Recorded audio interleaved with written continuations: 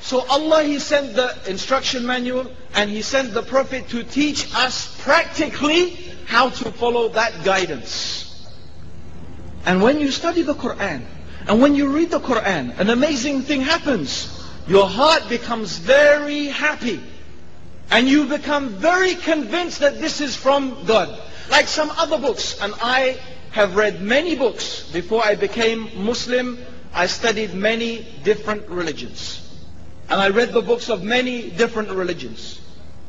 In fact, I remember one religion was telling me that the earth is resting on an elephant, which is standing on a tortoise, which is swimming in the sea. Yeah, this one religion I came across said this. Does this sound like a religion from the one who created the universe? Well, it sounds like someone was thinking, how can I tell my child these things, and they made this bedtime story. Huh? Or like when I used to study Greek and Latin at school, we used to study ancient Greek and Latin, and with that we would study the stories of the gods of the ancient Greeks. So one of the stories of the gods of the ancient Greeks was that there was one goddess, she was breastfeeding her baby, the baby god, and it bit her nipple and the milk came out, and that's the Milky Way. Does that sound like a book that's from God? No, it doesn't. It does not sound like a book that's from God. When you read the Quran though, what do you find? It is mentioning things that scientists have only begun to discover today. Have not the unbelievers in Surah Al-Anbiya, the meaning, have not the unbelievers seen that the heavens and the earth were joined together, then they were rent asunder, and we created from water every living thing? Subhanallah. Will they not believe? The Quran mentions how Allah turned to the heavens when it was dukhan, smoke. And many, many amazing things the Quran mentions that nobody could have known 1,400 years ago. So now you see, how does Islam bring peace? First of all, there is one God who created the universe, and God is not like anything in this universe. He is unique. He is eternal and ever living, wise and powerful. And you know what? That makes sense. And I feel at peace with that. Because my reason and my belief, they're not fighting each other. And God has sent guidance. And when I look at this guidance, the Quran, this book you can see must be from God. And you look at Muhammad sallallahu alayhi wasallam, the messenger of God, and when he lived his life, you feel at peace because you will see that this man is the real example of how to be a good human being. And this you see when we know our Aqidah, and I'm only mentioning some few things.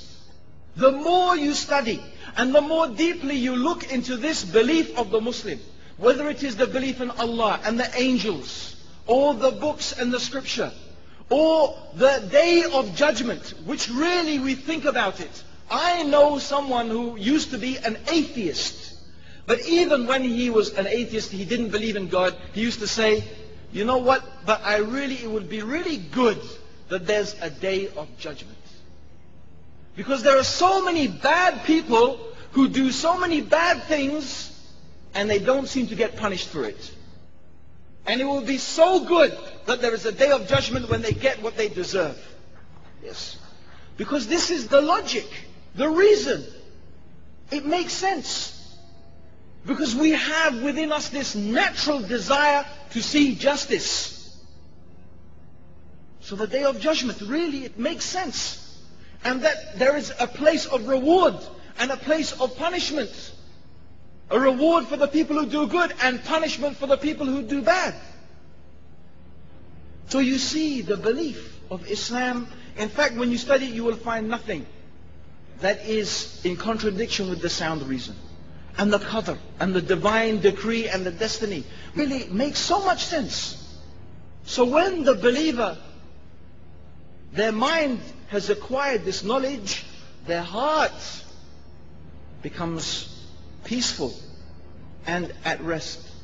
And really I am mostly sure, I don't want to say in every case, but when you find some Muslim who is very sad or very depressed or in a very bad mental state, when you study that person, you will find, in fact, at the bottom of it, there is something wrong, something weak in their belief.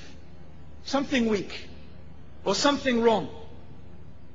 And you will maybe find they have some corrupt belief at the back. Not always, I don't want to say every time, but really many times you will find this is the case. And the more strong your knowledge, and the more firm your belief, true belief here, because I have to say, unfortunately, many people who call themselves Muslims have many very wrong beliefs that in fact even contradict Islam. But the true belief brings the true peace and the true happiness. And this is how Islam brings true peace to society. Because when we have peace in ourselves, and then we establish that peace in our family, then that peace will become established in society.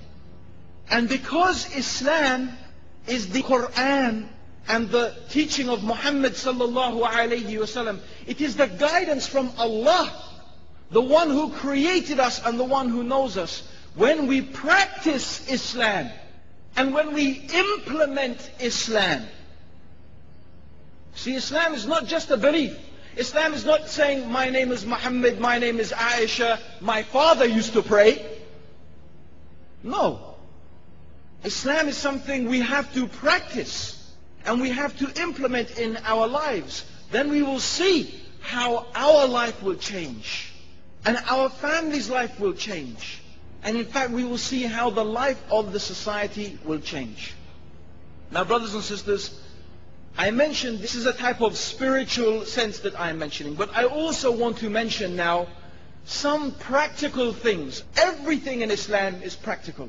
Everything that we do as Muslims is going to help to make your life a peaceful life. In fact, I will say this without any doubt. Every single problem that we have, and I don't exclude any problem, all our problems, individually and collectively, they come from our disobeying Allah and abandoning the sunnah of the Prophet sallallahu alaihi wasallam. Without a doubt. All of our problems come from this. That's what our problems are due to. And the more we implement Islam, the more happy and the more at peace we will be. But it's the true peace, brothers and sisters. We are all, every one of us, the sons and daughters of Adam, and Adam was made from dust. There is no superiority of an Arab over a non-Arab, over a black over a white, except in one thing.